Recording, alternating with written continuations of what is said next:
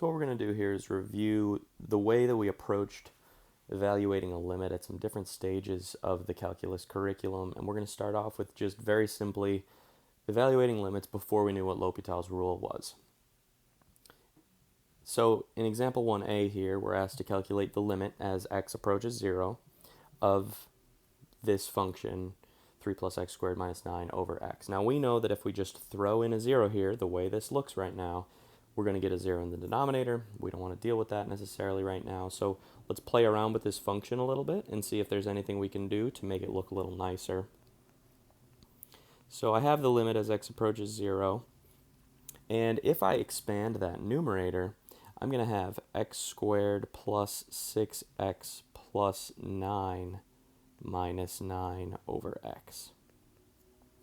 And that's just me expanding this 3 plus x squared. And something nice is going to happen there because now those 9's cancel. So I have the limit as x approaches 0 of x squared plus 6x divided by x. And now we see that that x in the denominator is actually going to cancel. So I'm left with the limit as x approaches 0 of x plus 6. And now if I plug in the 0, now I can actually substitute that value right into my function, and that's going to be the same as 0 plus 6, which is 6. All right, so that's a very simple limit, and just a good example of you seeing why maybe just moving things around and actually expanding something might make something nice happen. Okay. B.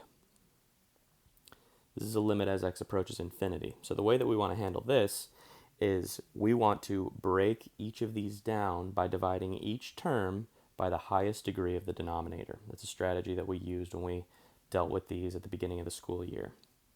So I'm going to rewrite this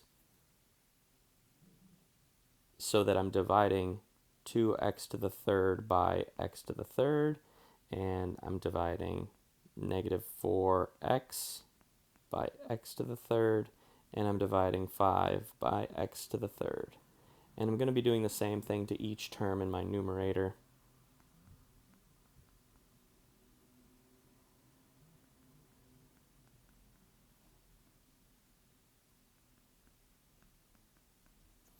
So what this is going to look like when I'm done with it is the limit as x approaches infinity of, and now let's go term by term. In this situation, the x to the thirds are going to cancel, and I'm going to be left with a 4. Plus, this is going to leave me with a 6 over x. And then negative 2 divided by x to the third is just 2 over x to the third. And then in my denominator, I have 2 minus 4 over x squared plus 5 over x to the third. Okay, so the reason we do all that is now we've created a whole bunch of terms that are going to go to 0. Like in this situation here, since x is approaching infinity, if this number is increasing towards infinity and the numerator is just staying the same, then the value of this whole thing is approaching 0. And the same thing is going to be happening here and here and here. So what we're going to be left with is the limit as x approaches infinity of 4 plus 0 minus 0 over 2 minus 0 plus 0. There should be a 0 there.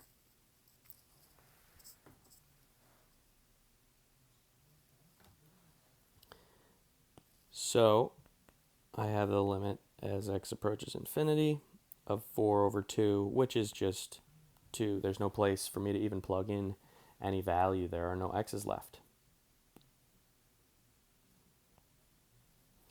And C.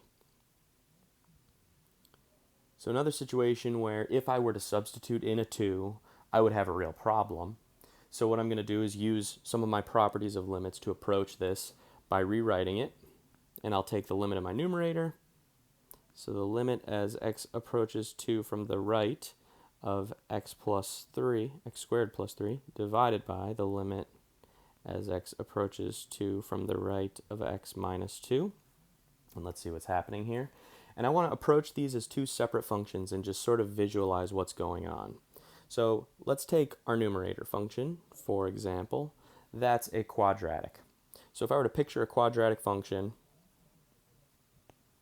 this is an x squared that has been raised by 3, so something like this, right? And we're approaching 2 from the right, so 2 is here.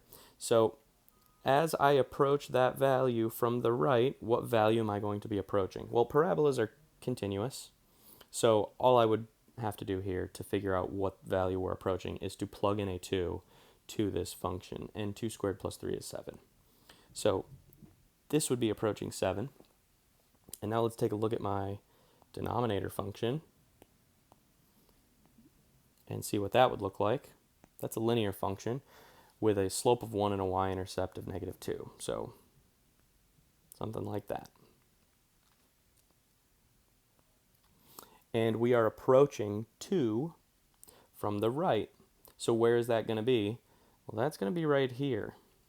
That function would intersect with the x-axis there, right? Because if I plugged in a 2, we know that linear functions are also continuous.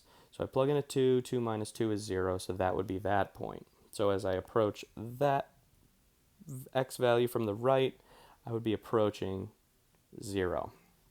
So think about a situation where your numerator is closer and closer and closer to becoming 7, and your denominator is closer and closer and closer to becoming 0. What's actually happening there? You could just picture some things, some values where you might have this. Think about your denominator. First, it's maybe 6, and then your denominator is 1, and then your denominator is 0.5, and then your denominator is 0.1. And as your denominator is getting closer and closer and closer to being 0, this value is blowing up. This is a small number. This is a slightly larger number. This is larger than that. This is way larger than that. And these values are blowing up. So this whole thing is approaching infinity. All right, let's do 3 more examples of computing limits using everything we know about computing limits. So we have the limit as x approaches 0 from the right of the square root of x times ln of x. And if you're wondering why is it that this says we're calculating the limit from the right, graph either of these. Graph this function, and look at what they look like. And that will help make that clear to you. But anyway, we want to try to evaluate what this is, so we're going to try to think about what's happening as each of these functions approaches 0. If the square root of x approaches 0, that's a function that looks like this. And as we approach 0 on the x-axis, we approach 0 on the y-axis there. So this would be 0. And ln of x, if I were to graph that function, that would look like this. I'll just put it on the same graph, why not? And as we are approaching 0 in that case, we're approaching negative infinity. So this is 0 times negative infinity. That's one of our indeterminate forms. So we've got an indeterminate form here. So we're going to apply L'Hopital's rule. If we're going to apply L'Hopital's rule, we've got to have a fraction. So what I'm going to do is I'm going to take that square root of x and move it to the denominator. So I have the limit as x approaches 0 from the right, and I'm going to leave the ln of x in the numerator, but I'm going to push that square root of x, or x to the 1/2, into the denominator. And when I move that term to the denominator, I have to negate its exponent. And so if you were to evaluate this, this would be a negative infinity over infinity. So we do still have an indeterminate form here, just checking. So let's apply L'Hopital's rule. Now it's the limit as x approaches 0 from the right of. The derivative of ln of x is 1 over x. And we need the derivative of x to the negative 1/2. So that's going to be negative 1/2 x to the negative 3/2. And I'm just going to rewrite that. 1 over x, negative 1 over x to the, or 2x to the 3/2, because I moved that exponent, that term, to the denominator. All right, so now I'm just going to make this look a little bit nicer. It's still the limit as x approaches 0 from the right, but I'm going to keep change flip.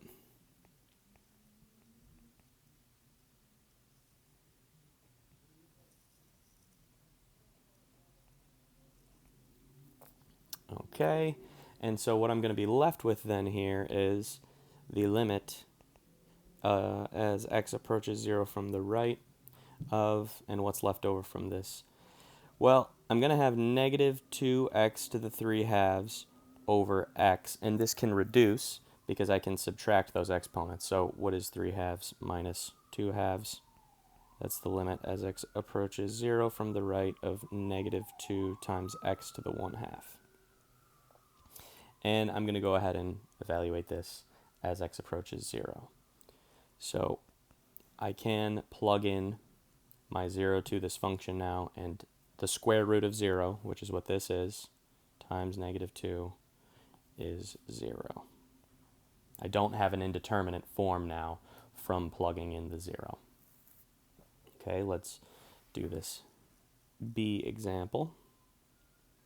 So the limit as x approaches 0 of sine squared of x divided by cosine of x minus 1. And let's see what would happen if we were to plug in a 0. So this would be sine squared of 0. Well, sine of 0 is 0, so our numerator will be 0. And the denominator would be cosine of 0, which is 1, minus 1, which is 0. So we do have one of our indeterminate forms. So what we're going to do is apply L'Hopital's rule here.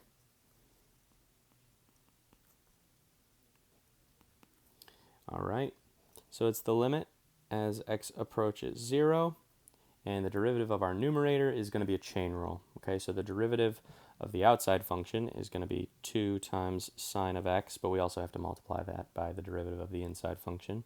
The derivative of sine of x is cosine of x. And then our denominator, the derivative of cosine is negative sine, so I have negative sine of x. I can simplify this here by canceling those sine of x's, so I have the limit as x approaches 0 of 2 cosine of x divided by negative 1. All right, let's try evaluating this now. If I plug in a 0, well, cosine of 0 is 1, so it's 2 divided by negative 1, which would be negative 2. By the way, when you're doing these on your own and it's not a test, you can check them by actually graphing this function in Desmos or in a graphing calculator and looking at what the function is approaching as your x values get closer and closer to 0. So that's a way for you to check your work. All right, one more here. Got the limit as t approaches 0 of e to the t over 3 power divided by t squared plus 1. So let's see what's going to happen if I plug in a 0. 0 divided by 3 is 0, and e to the 0 power would be 1. And in our denominator, 0 squared plus 1 would also be 1. This is not going to be an indeterminate form. So this looks like a challenging function to deal with, and you might be tempted to immediately jump to L'Hopital's rule, but don't do that, because I can actually just plug in the 0. So this is going to equal e to the 0 over 3 divided by 0 squared plus 1. And e to the 0 power is 1, and 0 squared plus 1 is 1. So this function, this limit is actually equal to 1. So just an example of a situation where you might be tempted to try something tricky. But remember, always see what would happen with substitution if the function exists at those points. Okay, the last thing we're going to do here is rewind the clock to when we were calculating derivatives without knowing any of our power rules or things like that, and we were using the limit definition. So A basically asks you, do you remember the limit definition of a derivative? And so the limit definition of a derivative, or in this case, f prime of a, is equal to the limit as h approaches 0 of f of a plus h minus f of a divided by h, if the limit exists.